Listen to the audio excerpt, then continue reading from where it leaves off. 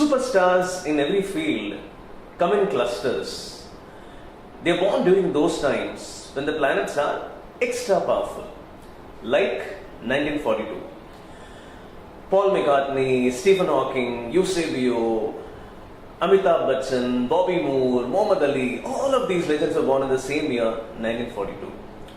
Do you think it's a coincidence that the year 1946 has produced 3 American presidents with 5 presidential terms?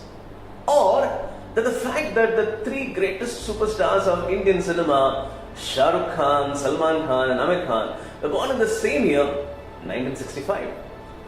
So what it means is that some years are more powerful than the other years astrologically. And if I want to talk about one recent years, 1981, in 1981, it was a beautiful year when some of the greatest legends were born.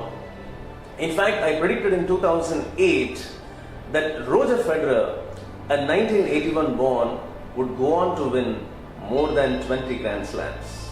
In fact, both 2011 and in 2015, I would predict that 1981 born captains MS Dhoni and Michael Clark will win the Cricket World Cups. Above all, in football, I could predict that 2 Euro Cups and 1 World Cup would be won by a 1981 born Spanish captain Iker Casillas. So what it means is that 1981 was very special. I don't want to get into the planetary details, but it was superb. Something similar happened in 1983 when the German captain Philipp Lahm was born.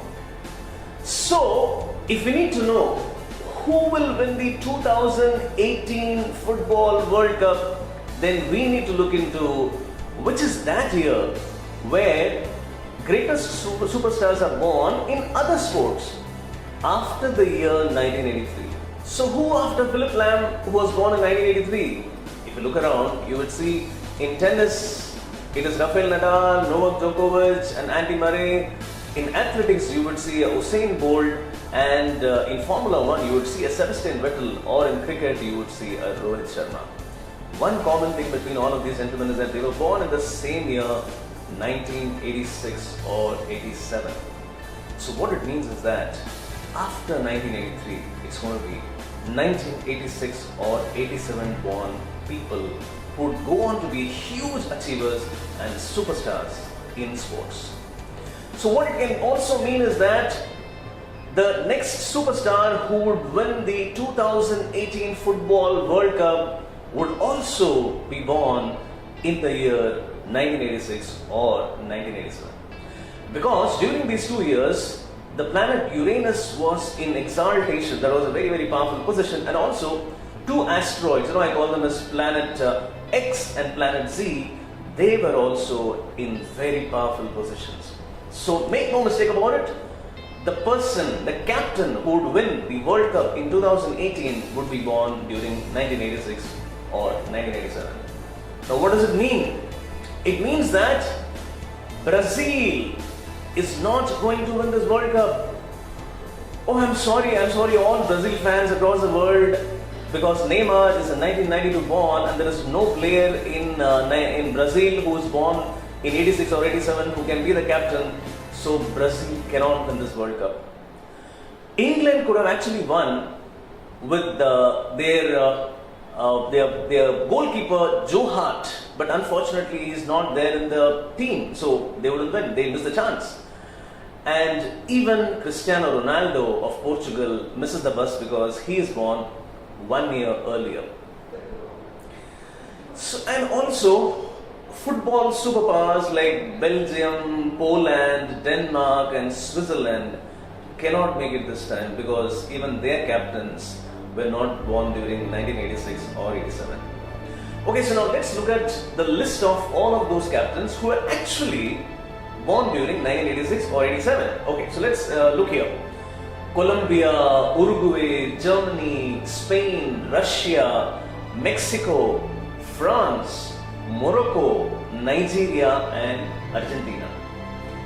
Out of this list, let's take off all of those countries which we all know cannot make it. Russia, Morocco and Nigeria. Morocco, make no mistake, it's a very strong team. I wouldn't be surprised if they caused some upsets, but they wouldn't go very deep into the tournament. Colombia and Uruguay cannot make it because they don't have squads which look astrologically strong. And Mexico have a weak coach. So all these three countries cannot make it. So we're only left with four countries: Germany, Spain, France and Argentina, who have realistic chances of winning this World Cup. If we dig deeper, Sergio Ramos of Spain has utilized the power of his planets in winning 3 Champions Leagues, and Germany would find it difficult to win with the same coach, Joachim Löw. Löw doesn't have it to win it twice in a row. So Germany and Spain are also out. So finally we have 2 countries which are going to win the World Cup 2018 Football World Cup, and they are France or Argentina. So it's going to be Hugo Lloris or Lionel Messi, France or Argentina, Didier Deschamps or Roger Federer. Either of the 2 teams can win. And if you're going to ask me, I really can't decide between the 2. But if you're going to put a gun on my head and going to ask me one team which is going to win, then I would say it's going to be Argentina. See, George Sampaoli, the Argentinian coach, has not won anything really big in his life. If you look at Didier Deschamps, he has won a World Cup and a Euro as a captain. So that's one reason why Argentina edges ahead. And one important other reason is that Lionel Messi has got a fabulous horoscope. Despite all of that, he could take his country very close to major victories, but he could never win one. And this is his biggest chance to gift the great World Cup to the country of Argentina. So Argentina has a chance. Okay, now remember, for any reason, if the captain of any country is changed, then the country's fortunes can change too. Portugal won the Euro last time because 1986 born Nani led them in the finals when Ronaldo, the 1985 born, was injured. Such things can happen, I'm not sure.